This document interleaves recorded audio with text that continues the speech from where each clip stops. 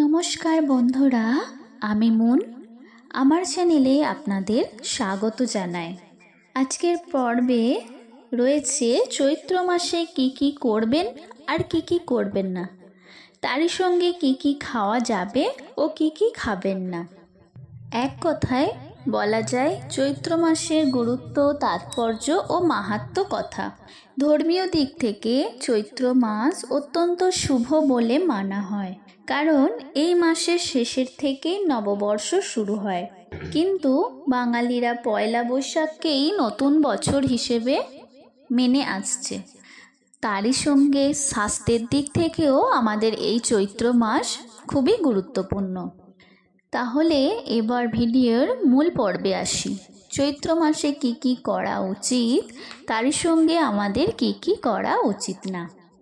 চৈত্র মাস হলো ঋতু পরিবর্তনের সময়, বসন্তকাল। বসন্তর পরেই আসবে গ্রীষ্ম। এই সময়টা পরিবেশের শীত যেমন শেষের দিকে, ঠিক তেমনই গ্রীষ্মের শুরু। চৈত্রের শেষেই গ্রীষ্মের দাবদাহ তাপমাত্রা ঊর্ধ্বমুখী হতে থাকে। এই কারণেই নানা রকম অসুখ বিসুখ এই চৈত্র মাসে হয়ে থাকে। ধর্মীয় দিক থেকে এই চৈত্র মাস ভীষণ গুরুত্বপূর্ণ। চৈত্র মাসে প্রতিদিন সকালে খালি পেটে কাঁচা নিম পাতা, এর ফলে পেটের সমস্যা থেকে যেমন মুক্তি পাওয়া যায়, তেমন পাশাপাশি চৈত্র মাসের যে সকল রোগ হয়, বসন্ত রোগ, চর্মরোগ ঘটিত রোগ, তার থেকেও পরিত্রাণ পাওয়া যায়। নিম পাতার সঙ্গে এক টুকরো গুড় খেতে পারেন, সেটাও ভীষণ উপকারী। চৈত্র মাসে দুধ খাওয়া বেশি উচিত না। এই মাসে দুধ খাওয়া যতটা সম্ভব এড়িয়ে চলাই ভালো। দুধের বদলে আপনারা যদি দই খান, তা বেশি উপকারী। দই, গুড় এই সকল জিনিস খেলে আমাদের শরীর এই সময় ঠান্ডা থাকবে, তারও সঙ্গে পেটও ঠান্ডা থাকবে। চৈত্র মাসে নুন একদমই কম খাওয়া উচিত। অনেকে এই সময় চৈত্রে নবরাত্রি যে 9 দিন চলে, সেই 9 দিনে নুন ছাড়া খাবার খেয়ে থাকে। এই সময় মা দুর্গার আশীর্বাদ পাওয়ার পাশাপাশি শরীরের রক্তচাপও নিয়ন্ত্রণে থাকে। চৈত্র মাসে আমাদের হজম ক্ষমতা কিছুটা হলেও দুর্বল হয়ে পড়ে, তাই এই সময় অতিরিক্ত ভাজা জিনিস না খাওয়াই ভালো। বদহজম, বমি, পেট ব্যথা এই সময় লেগেই থাকে। সেই কারণেই এই মাসে হালকা খাবার খাওয়া উচিত বলে মনে করা হয়। বেশি তেল মশলাযুক্ত খাবার এই সময়ে না খাওয়াই উচিত। সম্ভব হলে চৈত্র মাসে রাতের বেলার খাবার খাওয়া বাদ দিন, অথবা হালকা কোনো কিছু খাবার খেয়ে শোবেন। চৈত্র মাসে অনেক সময় আমাদের মনে নেতিবাচক দিক ও হতাশা সৃষ্টি হয়, তাই বাড়িতে পজিটিভ এনার্জি বাড়াতে আপনারা নিম পাতা, ধুনো এইসব জ্বালাতে পারেন। তারই সঙ্গে সন্ধেবেলা অনেক বাড়িতেই ধুনো দেওয়া হয় ও ধূপকাঠিও জ্বালায়। চৈত্র মাসে ধর্মীয় আয়ুর্বেদ অনুযায়ী আমাদের বিশেষভাবে চলা উচিত, যাতে আমাদের শরীর ও স্বাস্থ্য ভালো থাকে। আবার এই চৈত্র মাসে ধর্মীয় মাহাত্ম্য রয়েছে অনেক। এই মাস বাংলা ক্যালেন্ডার অনুসারে বছরের শেষ মাস। অন্যদিকে হিন্দু ক্যালেন্ডার অনুসারে এই চৈত্র মাসে কিন্তু নববর্ষের সূচনা হয়।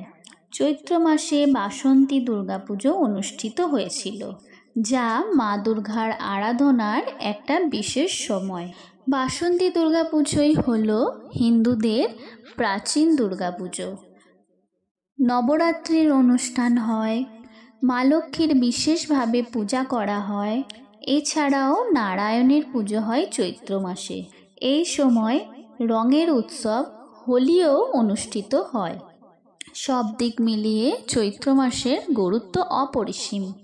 এই চৈত্র মাসে ব্রহ্মাজি নাকি বিশ্ব সৃষ্টি করেছিলেন, আর এই চৈত্র শুক্ল থেকেই বলা হয় সত্যযুগের সূচনা হয়েছিল নাকি এই চৈত্র মাসেই তা ধরা হয়।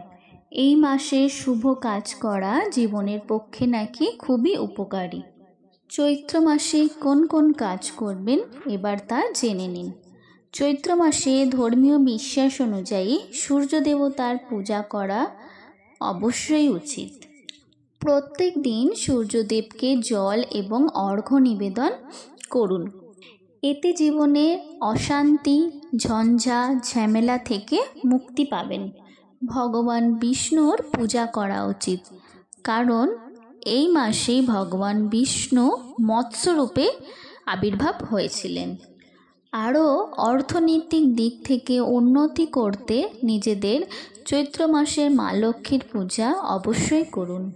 চৈত্র মাসে পবিত্র নদীতে স্নান করুন।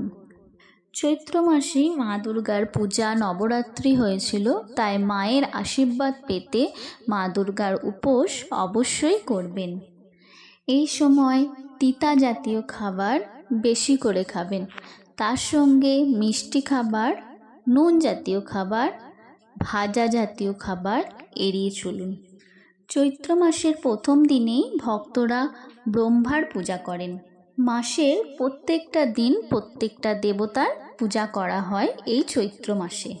দ্বিতীয় দিনে ভক্তরা শিব ও গৌরীর পূজা করে থাকেন।